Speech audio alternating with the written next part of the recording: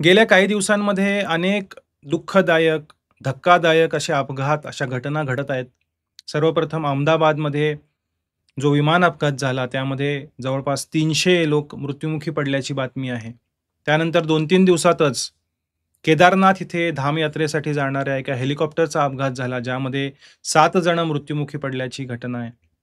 पुण्यामध्ये इंद्रायणी नदीवरचा पूल कोसळला, ज्यामध्ये बरेच जण नदीच्या पात्रामध्ये वाहून गेले, काही जण मृत्युमुखी पडले, अनेक जण जखमी झाले. तर सर्वप्रथम या अनेक दुर्दैवी, धक्कादायक अपघातांमध्ये, घटनांमध्ये मृत्युमुखी पडलेल्या सर्वांना ईश्वर सद्गती देवो, भगवंत त्यांना चांगली गती देवो आणि त्यांच्या कुटुंबियांना, त्यांच्या परिवारातील सर्व लोकांना या दुःखातून बाहेर येण्यासाठी भगवंत शक्ती देवो, ही सर्वप्रथम आपण प्रार्थना करूया. आणि त्यासोबतच या सर्व घटनांमधून, या सर्व अपघातांमधून आपण आपल्या जीवनामध्ये काय शिकू शकतो, याचीही चर्चा आपण या व्हिडिओमध्ये करणार आहोत. आपण 4 मुद्द्यांची चर्चा करणार आहोत, ज्यामधील चौथा मुद्दा हा सर्वात महत्त्वाचा आहे. त्यामुळे व्हिडिओ शेवटपर्यंत नक्की पहा.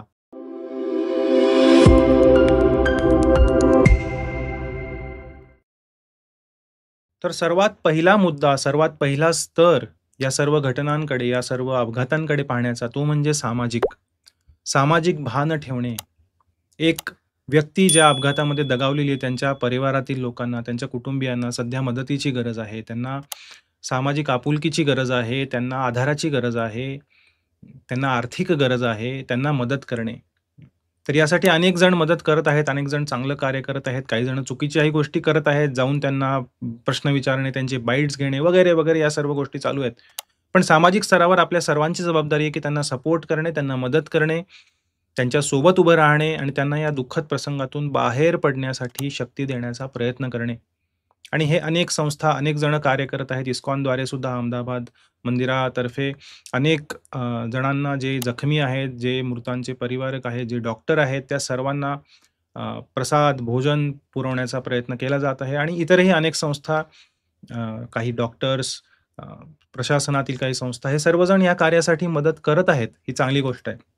आपण या मुद्द्यावर इथे जास्त चर्चा करणार नाही आहोत. दुसरा आणि तिसरा मुद्दा, किंवा दुसरा आणि तिसरा स्तर, हा म्हणजे शासकीय किंवा तांत्रिक. शासनाची, प्रशासनाची जबाबदारी आहे, की हा अपघात का घडला ते शोधून काढणं. ती चूक पुन्हा घडली नाही पाहिजे. हा काही घातपात आहे का? किंवा ह्याच्यामागे काही दुष्ट शक्ती आहेत का? का हा एक अपघातच आहे? काय हलगर्जीपणा झाला किंवा काय चूक झाली, हे शोधून काढणं हे प्रशासनाचं, शासनाचं नक्कीच कर्तव्य आहे. त्यानंतर तांत्रिक बाबी पडताळणं, की कुठे फॉल्ट होता? मेंटेनन्स योग्य पद्धतीने झाला नाही का? का पायलटची चूक होती? का थ्रस्ट मिळाला नाही? वगैरे, वगैरे अनेक चर्चा चालू आहेत. हजारो बातम्या, व्हिडिओज ह्यावरती चर्चा चालू आहे, की शासनाची काय जबाबदारी असली पाहिजे? तांत्रिकरित्या आपण काय पाहिलं पाहिजे? ते प्लेन योग्य होतं का? 10-11 वर्ष झाले होते वापरात होतं.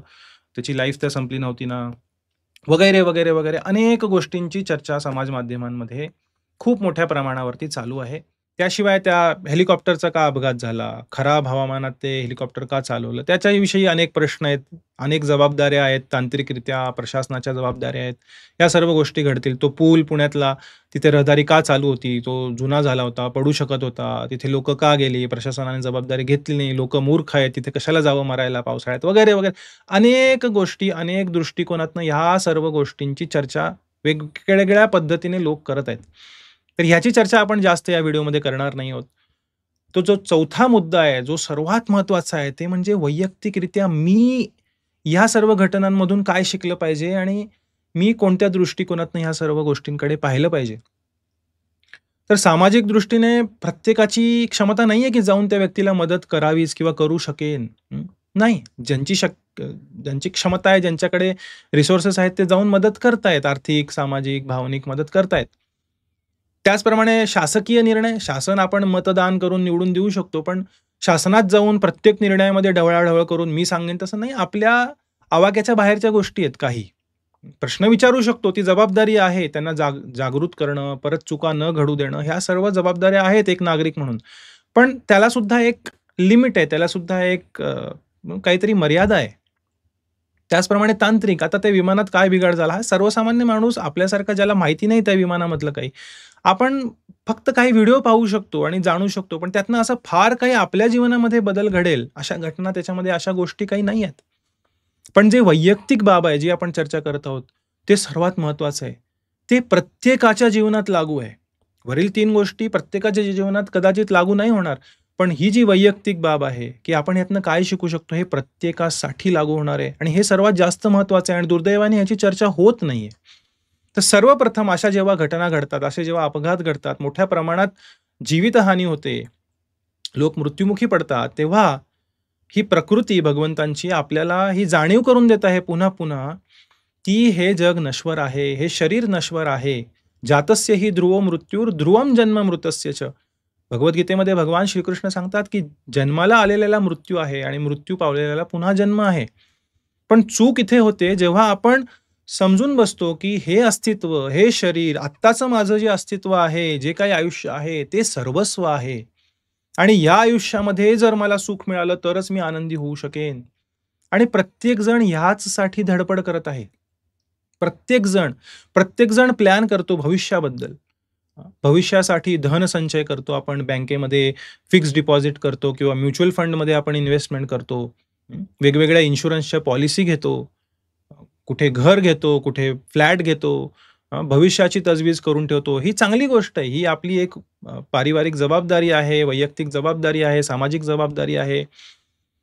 पण याला सर्वस्व समजणं आणि फक्त ह्या जीवनापुरतंच प्लॅनिंग करणं भविष्यासाठी, हे कुठेतरी अज्ञानाचं लक्षण आहे. कारण हे सर्वजण जे अपघातात मृत्युमुखी पडले, त्यांनी सुद्धा सर्वांनी त्यांच्या आत्ताच्या जीवनासाठी खूप सारं प्लॅनिंग केलं होतं. अनेक आपण त्यातल्या केसेस पाहतो. अनेक जण खूप मोठी ड्रीम्स घेऊन, खूप सारी आशा बाळगून, खूप सारी स्वप्न बघून आपल्या आयुष्यामध्ये पुढे जाण्याचा प्रयत्न करत होते. पण एक तडाखा ह्या प्रकृतीचा बसला आणि सर्व काही नष्ट झालं. आणि हे फक्त त्यांच्या बाबतीत घडलं असं नाही, हे कुणाच्याही बाबतीत होऊ शकतं. त्यासाठी आपण एअर इंडियाच्या विमानातच बसलं पाहिजे असं नाहीये. त्यासाठी केदारनाथला हेलिकॉप्टरमध्ये गेलं पाहिजे असं नाहीये. त्यासाठी हलगर्जीपणे त्या पावसाळ्यामध्ये त्या तुटक्या पुलावर जाण्याची गरज नाहीये. कुठेही, कधीही अशी घटना होऊ शकते. भारतामध्ये जर तुम्ही स्टॅटिस्टिक्स पाहिलं तर एकट्या भारतामध्ये दररोज प्रत्येक दिवशी फक्त रस्त्याच्या अपघातांमध्ये जवळपास 500 लोकं रोज मरतायत. रोज 500 डेथ्स एव्हरी डे. बाकीचे अपघात जर आपण मोजले, तर ती संख्या जवळपास 800 ते 1000 जाते. रोज 800 ते 1000 लोकं भारतासारख्या एका देशामध्ये मरतायत वेगवेगळ्या अपघातांमध्ये. सुसाईड आणि बाकी जे काही मर्डर, खून वगैरे ते गोष्टी अजून वेगळ्या आहेत. फक्त वेगवेगळ्या अपघातांमध्ये रोज 1000 लोकं मरतायत. त्यामुळे हे अपघात होणं, मृत्यू येणं हे भौतिक जगताचा धर्म आहे. आपण हे भौतिक शरीर स्वीकार केलं याचा अर्थ कधीही आपलं शरीर हिरावून घेतलं जाऊ शकतं. ही जाण ठेवणं आणि ही जाण ठेवणं म्हणजे निराशावादी होणं का? बरेच जण म्हणतात असं तत्वज्ञान चर्चा केल्यानंतर हे काय नैराश्यवादी, हे काय निराशावादी, जीवनामध्ये जोम असला पाहिजे, उत्साह असला पाहिजे, आनंद असला पाहिजे, हे काय मृत्यू कधी येऊ शकतो, कधी अपघात होऊ शकतो. नाही, भगवद्गीतेत फक्त हे नाही सांगितलेलं. भगवद्गीता हा एक परम आशावादी ग्रंथ आहे. भगवद्गीतेमध्ये या भौतिक जगताला नश्वर म्हटलेलं आहे आणि जे सत्य आहे. पण त्यासोबतच भगवद्गीतेमध्ये भगवान श्रीकृष्ण आपल्याला हिंट देतात, आपल्याला सांगतात, की ह्याच्या पलीकडं एक आध्यात्मिक अस्तित्व आहे. परस्तस्मात् तु भावन्योत व्यक्तो व्यक्तात् सनातनः, की हा व्यक्त आणि अव्यक्त या घडणाऱ्या आणि तुटणाऱ्या या भौतिक संसाराच्या पलीकडे एक परम भाव आध्यात्मिक जगत आहे. न तद्भासयते सूर्यो न शशांको न पावकः यद्गत्वा न निवर्तन्ते तद्धाम परमं मम.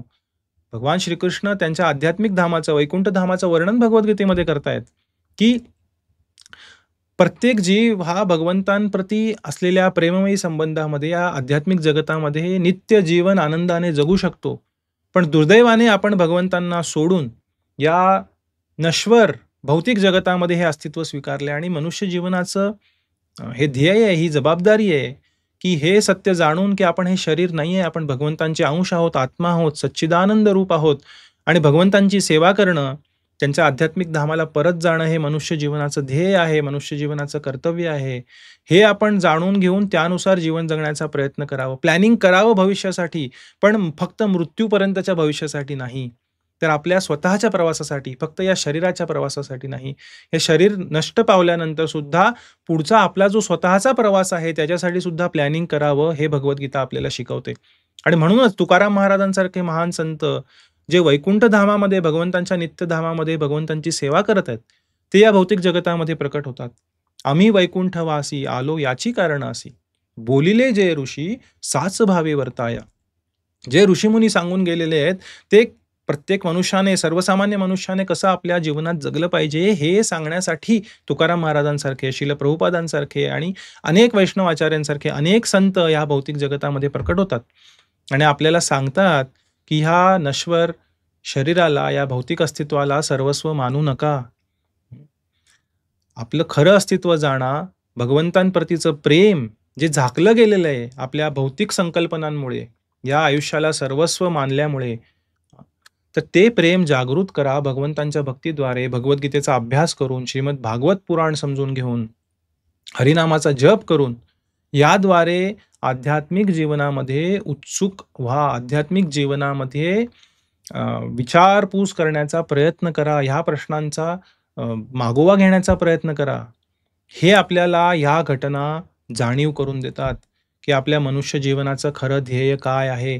फक्त शरीराच्या सुखासाठी मनुष्य जीवन जगणं हे मनुष्य जीवनाचं ध्येय नाहीये, तर आध्यात्मिक उन्नतीसाठी, भगवंतांना प्राप्त करण्यासाठी, नित्य आध्यात्मिक जीवन आध्यात्मिक धामामध्ये, वैकुंठ लोकांमध्ये जगण्यासाठी प्रयत्न करणं हे मनुष्य जीवनाचं खरं ध्येय आहे. ते जर आपण केलं तर खऱ्या अर्थाने आपण आपल्या जीवनामध्ये समाधानी, आनंदी होऊ शकू. आणि ह्या सर्व घटना नक्कीच दुःखद आहेत, पण आपल्याला या सर्व घटनांमधून अजून एक इम्पिटस, अजून एक प्रेरणा मिळेल की मी माझ्या आध्यात्मिक ध्येयांप्रती कसं चांगल्या पद्धतीने अजून प्रयत्न करू शकेल.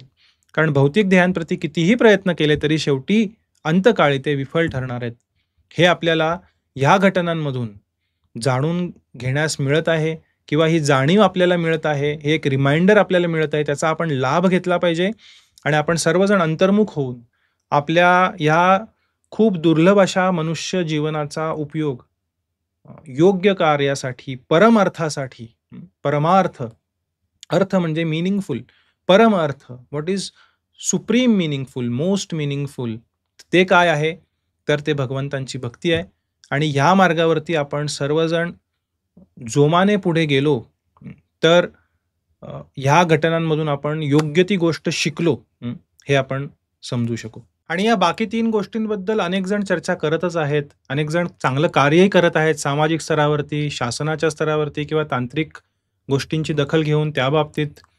तर ह्या सर्व गोष्टी घडतच आहेत, पण जर वैयक्तिकरित्या आपण ह्या सर्व गोष्टी या घटनांमधून शिकलो तर खऱ्या अर्थाने आपण आपलं मनुष्य जीवन एका योग्य जबाबदारीने जगत आहोत हे मानलं जाईल. Hare Krishna, Krishna Krishna, Hare